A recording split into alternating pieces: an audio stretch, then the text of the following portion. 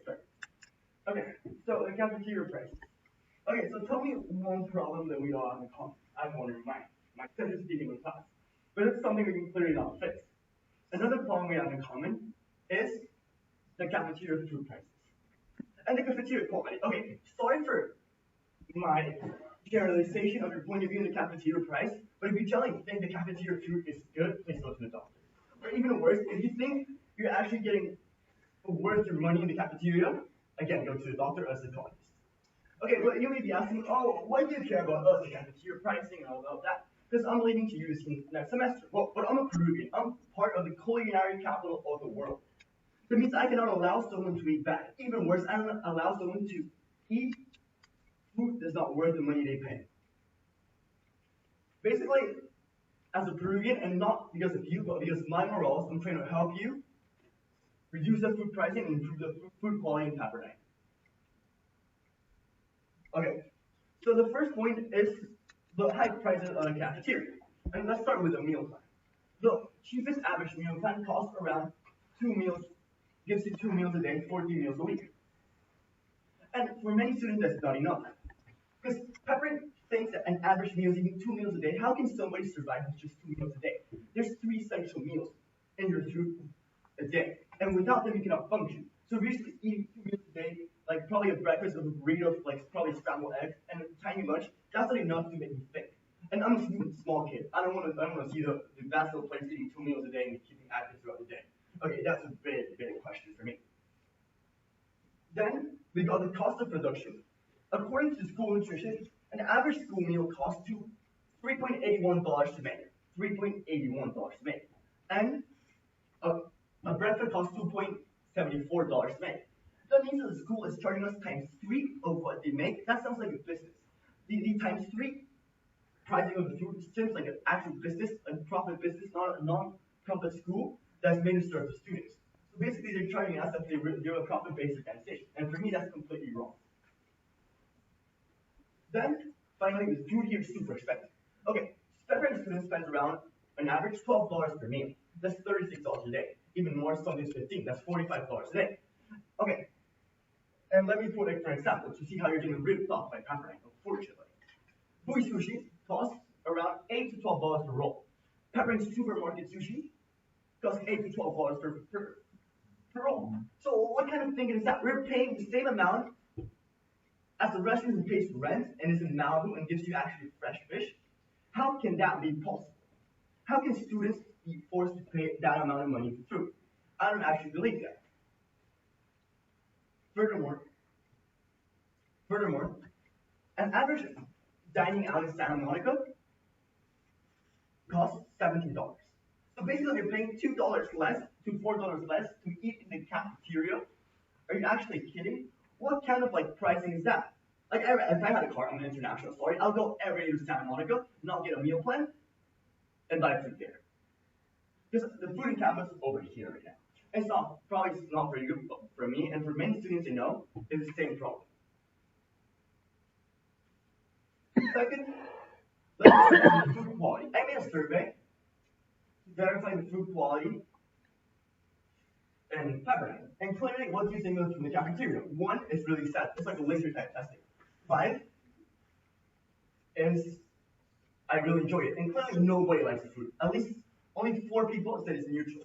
That's completely bad. That's over the top. How can a university made to serve the students have this kind of dissatisfied food for students? Then, what do you think of food in the cafeteria? I guess nobody likes it. Because 30 people out of 20 said they really don't like it. It's really bad. This is the last scale. And only 4 people said it's wrong. Then how much would you pay for the cafeteria food? Well, as you can see, there's an average of around $8 to $6. $8 to $6. That's like 50% more of what we actually pay right now. 50% more. So basically, it's not worth our money. Because of course, we'd rather go to a restaurant or I'm wrong. I'd rather eat in a restaurant every day than eat in the cafeteria for the same price. Then, what do you think of the price of the cafeteria? Everybody says it was super expensive. 1 is the biggest, really expensive, and 5 is super cheap. Of course, if somebody thinks super cheap, you're probably really rich and don't have a consideration about money of your parents or your money. And what do you think? You think the price is worth the quality? Okay, 90% say no. Oh, what a surprise. Okay, so basically, nobody likes the food in the cafeteria. Something has to be made about it. So how we can fix it as students? How can we fix the food in our campus in order to make our lives better? Because of course, food makes up your mind. You have to eat good to function. As well, with more affordable pricing, students will be able to eat more in the cafeteria. And that means there will be a more united community at Pepperdine. Because you'll see more students interacting in the same area. Because a lot of people I know cannot afford the meal plans, so have to go outside and cook themselves. But I think it would be wonderful to walk every day and see a new face in the cafeteria, even though we're a small school. So basically, through accounting and through mathematical statistics, Pepperdine can calculate the exact amount of food students need per day. Because I always see leftovers, and that's more that's a cost. That's markup. That's something that will cost us even though we don't eat it. So if they actually did the math and they actually research on students, they could calculate perfect amounts of food for the prices in Pepperdine.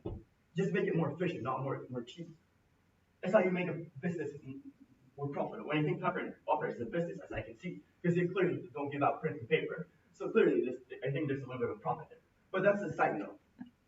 As well, they can reduce the food prices just by leaving less focus on other areas of Pepperdine that are not as big. Because of course there's money and it's divided. So probably they lower the food prices, they can use that money. They will stop using the money for another place, but at least they will keep the students satisfied. And how can we achieve that as students? Well, a normal way will be just like sending a mail, but no, we have to do something big. We have to show the school's made for the students, not for President Gash or not for the staff. The school is a university made to satisfy the students, where students come as a priority. And of course, food is a big part of our lives around the line. And we're here to eat, to enjoy, and I believe without good food, we cannot enjoy our state university. So through a protest, you can change. For example, with the Georgetown, when protesting against the pipe, and it got vetoed a year later, actually, if we protest in the main campus, we can make a change. And for that reason, I believe we should start organizing protests to make this change. And as the famous quote says, we need to change this because tell me what you eat, and I'll tell you what you are. Thank you.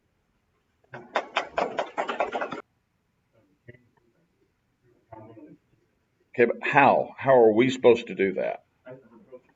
Okay, but when?